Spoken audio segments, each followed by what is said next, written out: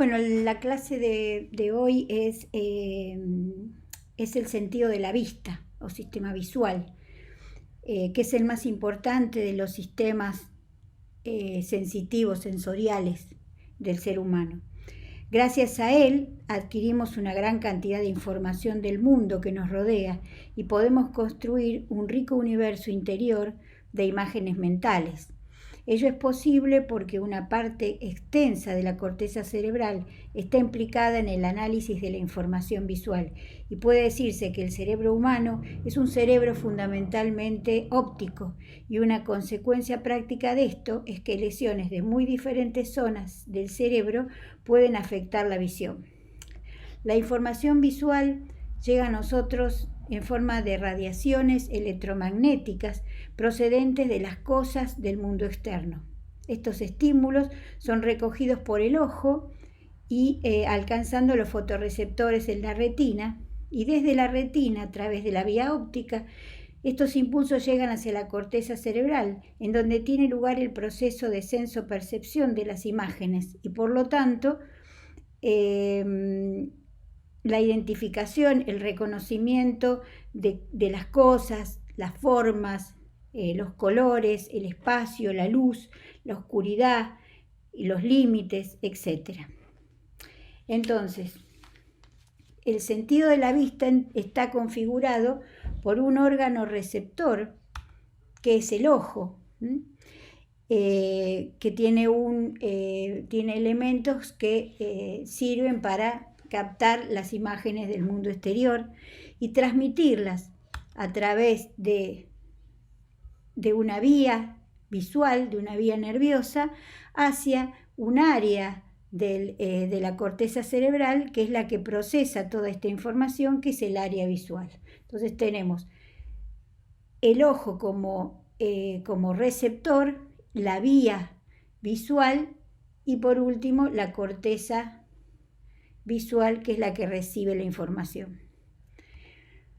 El ojo es un órgano par que está ubicado en la cavidad orbitaria y está protegido por los párpados. Tiene una forma esférica, ligeramente aplanado de arriba hacia abajo, y en su parte anterior vamos a ver que es un poco más saliente, tiene una parte más saliente. Y le podemos describir dos polos, el polo anterior y el polo posterior. En el polo anterior, que estaría formado también por esta parte más saliente, el polo sería el centro de esta parte que es como más saliente, que es la córnea. La córnea, que es toda esta zona, la córnea es la parte más transparente del ojo. Y en el polo posterior, aquí atrás, vamos a encontrar lateralmente, o sea, hacia afuera, hacia la parte externa, la salida del nervio óptico, que es el que va a llevar la información de los receptores del ojo. Entonces, en el ojo podemos describir tres capas o paredes, que también se las conoce como envolturas.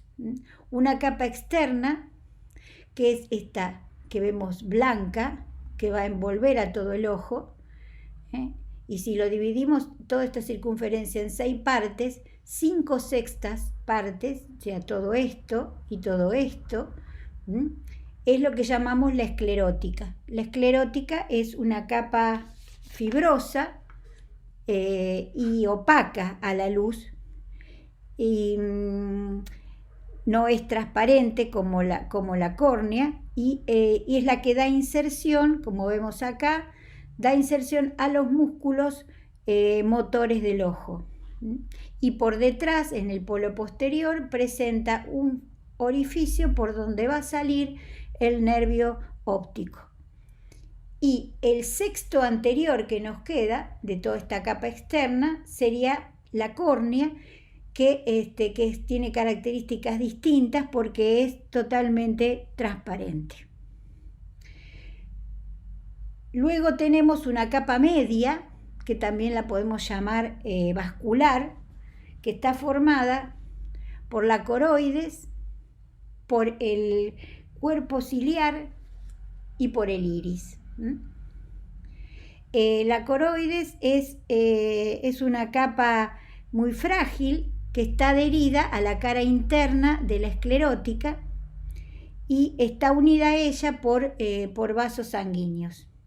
El cuerpo ciliar, que lo podemos ver en otra imagen, esta zona de acá, ¿sí?, está en la unión entre la esclerótica y la córnea y rodeando al iris. En esta zona podemos encontrar a los músculos ciliares, que son músculos involuntarios, músculos lisos. Y la otra capa media es el iris. El iris es la parte más anterior de esta capa media vascular y que tiene forma de disco con un orificio en su centro que es la pupila. La parte más anterior del iris es lo que tiene el color, ¿sí? Es lo que le da el color al ojo. Y la pupila, como dijimos que es un orificio, que puede aumentar o disminuir su diámetro de acuerdo a la cantidad de luz. O sea, es lo que regula la cantidad de luz que entra y sale al ojo. Y esa apertura o ese cierre está regulado por músculos lisos, que algunos son circulares y otros son longitudinales, que van a abrir o van a cerrar la pupila. Esos músculos lisos involuntarios están controlados por el sistema nervioso neurovegetativo o autónomo, ¿sí? El parasimpático, el sistema neurovegetativo tiene dos partes diferentes que tienen funciones opuestas, el parasimpático y el simpático. El parasimpático cierra la pupila para que entre menos luz y el simpático la abre para que entre más luz.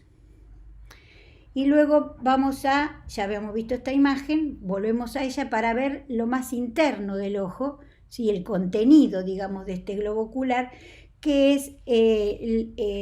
es por delante el cristalino y por detrás el resto del globo ocular está ocupado por lo que se llama el humor vítreo. El humor vítreo es un medio transparente que tiene la consistencia gelatinosa y el aspecto de la clara del huevo, ¿sí?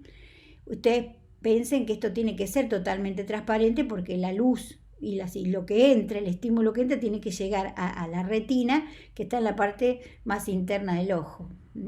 Y el cristalino, que está en la parte anterior y está por detrás del iris, es un lente biconvexo, transparente, y que por influencia de los músculos ciliares que habíamos nombrado, que estaban en esta capa media del ojo, va a modificar su curvatura de acuerdo a la distancia a la que nosotros dirigimos la mirada, ¿sí? Entonces, este fenómeno se llama acomodación, o sea, acomodación a la distancia. Entonces, si nosotros miramos este dibujo, estamos viendo el cristalino desde arriba, vamos a ver que si fijamos la mirada en un punto cercano, y el cristalino va a tomar la forma que sigue esta línea punteada, ¿sí? Se va a volver más convexo. Y si miramos a una visión más alejada, tenemos el borde más azul, se va a volver más aplanado. Entonces, así acomodamos el diámetro del lente a la distancia, para así poder fijar mejor la imagen que entra en la retina. Sería la misma función que tiene el lente de una cámara. Con el tiempo, este cristalino en las personas mayores empieza a perder su transparencia y se vuelve opaco, y eso va a alterar mucho la visión. Ese fenómeno es lo que se conoce como cataratas.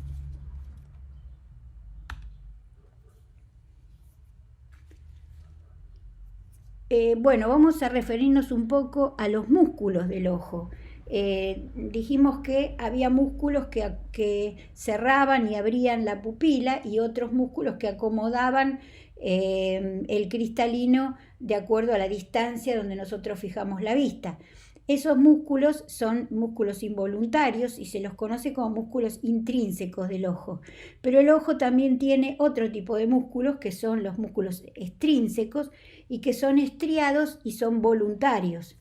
Y son cuatro músculos rectos y 2 músculos oblicuos. Y están insertados en el fondo de la cavidad orbitaria. Acá los tenemos insertados formando un anillo común y están cortados obviamente y se insertan, dijimos, en el fondo de esta cavidad orbitaria y en la esclerótica. Entonces, ¿cuáles son esos músculos? Dijimos que eran 4 rectos, ¿no? Recto superior, recto inferior, recto externo o lateral y recto interno o medial. Y 2 oblicuos. Oblicuo superior, que tiene esta característica que a través de atravesar un huesito que hay en la órbita se cambia de dirección y por eso se llama tróclea o músculo troclear también. Y el oblicuo inferior. Estos son los 2 oblicuos, superior y el inferior. Entonces, estos músculos son los que van a realizar los movimientos, los distintos movimientos del globo ocular, arriba, abajo, hacia afuera, hacia adentro, y los oblicuos dirigen la mirada, o como su nombre lo dice, en forma oblicua, hacia arriba y afuera, hacia abajo y adentro. La inervación de estos músculos está dada por 3 pares craneanos. Los pares craneanos son nervios que se originan en el cráneo, que algunos ya los habrán nombrado cuando vieron el tronco cerebral y que también los vamos a ver después todos juntos, pero acá vamos a mencionar a los que inervan estos músculos, que son el motor ocular común, que va a inervar al recto superior, al recto inferior, al recto interno y al oblicuo inferior. Este nervio, el motor ocular común o tercer par, tiene su núcleo de origen en el mesencéfalo. El otro nervio o par craneal que también tiene su origen en el mesencéfalo y que va a inervar a uno de estos músculos, que es el oblicuo superior, es el patético o cuarto par. Y por último nos queda el recto externo o recto lateral, que va a estar inervado por el motor ocular externo, que tiene su núcleo de origen en la Además de este control muscular de los movimientos del ojo, existe un centro superior que está en la corteza cerebral. Y si recuerdan, cuando vimos las áreas de la corteza cerebral, hablábamos que en el lóbulo frontal existe un área oculomotora, que es la que coordina los movimientos conjugados de los ojos. ¿Por qué es eso? Porque si nosotros miramos hacia un lado, por ejemplo, miramos hacia la derecha, vamos a contraer el recto externo del ojo derecho, pero del ojo izquierdo vamos a contraer el recto interno, porque así dirigimos los 2 ojos hacia el mismo lado. Si contraemos los 2 rectos externos, el ojo izquierdo nos iría para el otro lado. Entonces, esa coordinación la ejerce este centro o esta área motora ocular que está en el lóbulo frontal. La vascularización del ojo, o sea, cómo llega la sangre arterial al ojo, es a través de la arteria oftálmica. la arteria oftálmica, que es la que estamos viendo acá, o sea, este sería el ojo, ¿sí? Con los músculos cortados, y esto amarillo que vemos acá es el nervio óptico, y acá estaría la arteria oftálmica. La arteria oftálmica es una rama colateral de la carótida interna y que va a entrar en la órbita, o sea, va a salir del cráneo atravesando el agujero óptico o conducto óptico junto con el nervio óptico. O sea, por ese agujero óptico van a ir el nervio óptico y esta arteria, que es la arteria oftálmica, que va a llevar la sangre y va a irrigar el ojo. Y el drenaje de toda esa sangre que se realiza a través de una vena se hace a través de esta vena, que es la vena oftálmica. La vena oftálmica va a salir del ojo por este agujero, que es la hendidura esfenoidal, y va a salir va a pasar por esa hendidura con los nervios que llevan, los pares craneanos que llevan la inervación a los músculos del ojo. Acá tenemos también el agujero óptico, porque por donde dijimos que va a pasar el nervio óptico, y la arteria oftálmica. Y por último, la inervación sensitiva del ojo, o sea, lo que le da la sensibilidad al globo del ojo, es el nervio, la rama oftálmica del quinto par o trigémino, que también pasa, si se acuerdan cuando vimos el contenido de la hendidura esfenoidal, también pasa a través de la hendidura esfenoidal. Bueno, ya que vimos cómo está formado el globo ocular, que es donde están contenidos los receptores de la vía visual, vamos a ver entonces cómo está formada la retina, o sea que es la capa interna y la capa nerviosa del globo ocular, y que es la que contiene los receptores y las primeras dos neuronas de esta vía óptica. La retina tiene una estructura laminar, o sea, sus células están dispuestas en capas y muy semejante a lo que vimos en la corteza cerebral. Recuerdan que cuando estudiamos la corteza cerebral dijimos que las neuronas estaban puestas en capas. Bueno, acá ocurre algo muy parecido. La primera capa de la retina es la de las células pigmentadas.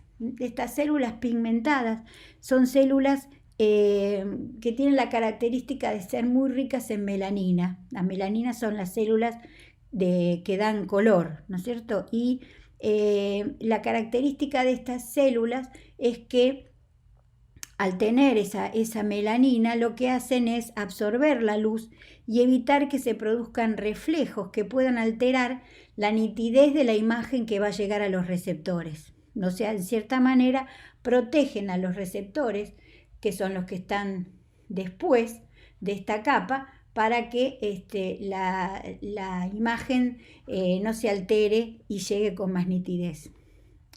Esta capa de células pigmentadas está alterada en las personas que tienen trastornos de la melanina, como por ejemplo es común en los albinos, esas personas que les falta la pigmentación en la piel, que tengan falta de pigmentación en estas células y por lo tanto tengan alteraciones en la visión.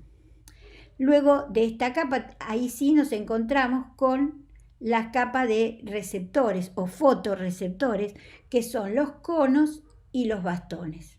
Acá estarían los conos y acá los bastones, ¿sí? Los conos y los bastones entonces son células especializadas que en recibir los estímulos visuales y son muy sensibles a la luz. Aunque la especificidad de cada uno es diferente.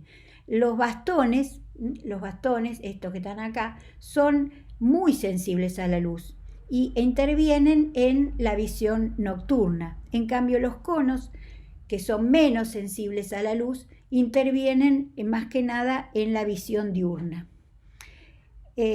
Luego de estos receptores Estos receptores si vamos siguiendo hacia la parte más profunda de la retina, vamos a encontrar la primera neurona, ¿sí? o célula bipolar. Entonces, la primera neurona que encontramos entonces sería la célula bipolar. Esta neurona tiene un cuerpo y dos prolongaciones, ¿sí? Una prolongación o dendrita. Esta dendrita va a hacer sinapsis con los fotorreceptores, ya sea los conos o los bastones. Y la otra prolongación es el axón, que va a atravesar la otra capa de celular que hay en la retina, que es la plexiforme, y va a hacer sinapsis en esta otra neurona, que es la neurona ganglionar, que es la segunda neurona de la vía óptica. Entonces, tenemos la primera neurona en la célula bipolar o neurona bipolar, y la segunda neurona sería la neurona ganglionar. Los axones de estas neuronas ganglionares, los axones son los que van a formar el nervio óptico. Bien, la retina la podemos dividir en dos sectores, un sector central o área central, que es el área macular, y que es lo que estaría acá en rojo, y un área periférica que está por afuera. El área central o macular es el área donde mejor se recepciona la imagen, porque es donde están más desarrollados los fotorreceptores. Esta área negra, este punto negro que está acá, es un área ciega, la llaman. Ahí no hay recepción del estímulo de luz ni de imagen, porque es donde está saliendo las fibras del nervio óptico. Entonces, dijimos que tenemos un área central o macular y un área periférica.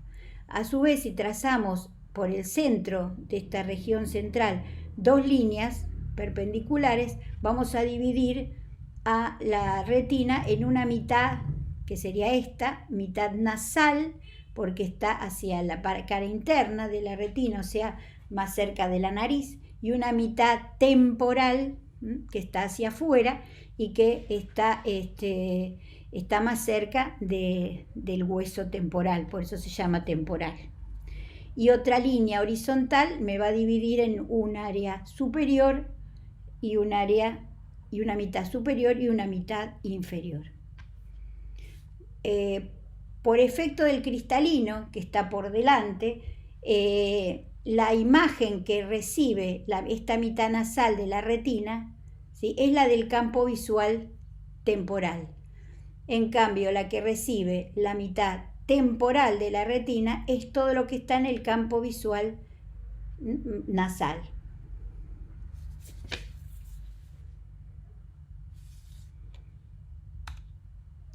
Bien, entonces dijimos que los axones de las neuronas ganglionares formaban el nervio óptico, y el nervio óptico va a entrar, digamos, al cráneo a través del agujero óptico, y va a terminar, el nervio óptico termina en el ángulo supero externo del quiasma óptico. Va a entrar al cráneo, dijimos, por el agujero óptico, y se va a encontrar cerca del hueso esfenoides y muy cerca de la arteria carótida interna, que acá la tenemos justamente dando la rama oftálmica. Entonces el nervio óptico se va a relacionar en su trayecto con la carótida interna, y entonces va a terminar en el quiasma. El quiasma es una lámina cuadrilátera alargada transversalmente, que va a recibir por sus ángulos anterolaterales, a los nervios ópticos, y por sus ángulos posterolaterales van a salir los tractos ópticos o cintillas ópticas, que ahora vamos a ver cómo se forman. Y fíjense que la relación que hay entre el quiasma óptico y esta estructura roja que está formada por arterias que estudiamos cuando vimos irrigación del sistema nervioso, del encéfalo, que es el polígono de Willis. El quiasma óptico es el lugar de entrecruzamiento de las vías de la vía visual, pero vamos a ver que no todo se cruza, ¿sí? En este esquema podemos ver que esta mitad de la retina, que es la mitad temporal, está en rojo, y esta mitad, que es la mitad nasal, está en azul, ¿sí? Y lo que yo les decía, que por efecto del cristalino, la imagen que recibe la mitad temporal es del campo visual nasal. En cambio, la visión que recibe la mitad nasal es del campo más externo o temporal, ¿sí? Entonces, ¿qué va a pasar cuando el nervio óptico llega al quiasma? Las fibras que vienen de la mitad, que vienen en el nervio, ¿no es cierto?, de la mitad temporal de la retina, van a seguir de largo, ¿sí? No se van a cruzar, siguen directamente. En cambio, las de la mitad nasal se van a cruzar en el quiasma con las del otro lado y van a ir hacia el lado contralateral. Por lo tanto, lo que dijimos, la continuación de la vía óptica luego del quiasma, es lo que se llama las cintillas ópticas o tractos ópticos, ¿sí? Acá hay una y acá hay otra. ¿Qué va a llevar cada cintilla óptica? Va a llevar la información de la mitad temporal de la retina del mismo lado y la información de la mitad nasal de la retina del otro lado, del lado opuesto. Las cintillas ópticas o tractos ópticos van a seguir hacia atrás, ¿sí? Van a rodear el mesencéfalo y van a buscar y van a hacer sinapsis en la tercera neurona de esta vía. Recordemos que la primera neurona era la neurona bipolar de la retina, la segunda neurona era la neurona ganglionar de la retina y esta es la tercera neurona que se encuentra en el cuerpo geniculado externo o lateral, que se encuentra en el metatálamo, que forma parte del tálamo. Entonces, aquí encontramos el cuerpo de la tercera neurona. Los axones que van a salir de esta neurona van a continuar su viaje como radiaciones ópticas y hasta encontrar la corteza cerebral, donde se encuentra la cuarta neurona.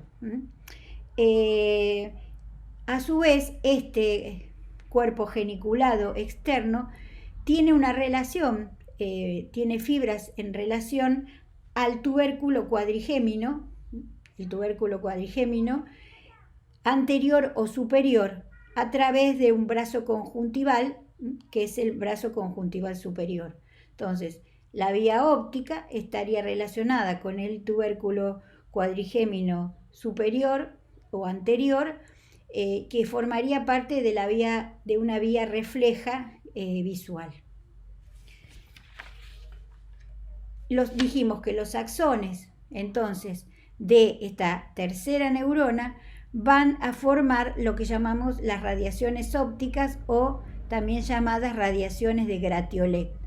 Estas radiaciones tienen un trayecto complejo y porque van por la profundidad del cerebro, atraviesan el sector retrolenticular de la cápsula interna y llegan a la corteza cerebral en el lóbulo occipital. Y si recuerdan esta imagen que vimos cuando vimos las áreas de la corteza cerebral y vemos esta que sería la cara interna del hemisferio cerebral, el lóbulo occipital, y a los lados de la cisura calcarina, ¿sí? En este color celeste más oscuro, está el área visual primaria, que es el área 17 de Brodmann, y a los lados, rodeando esta área primaria, está el área 18 y 19, que son las áreas visuales secundarias.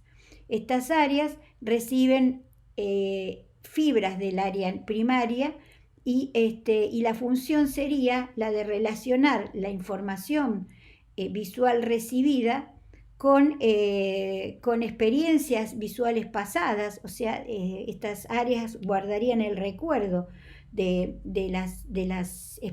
experiencias visuales pasadas, y eso es lo que nos permite reconocer y apreciar lo que estamos viendo.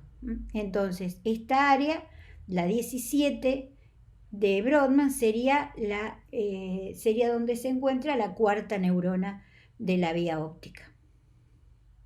Y aquí es donde se corticaliza la visión y se produce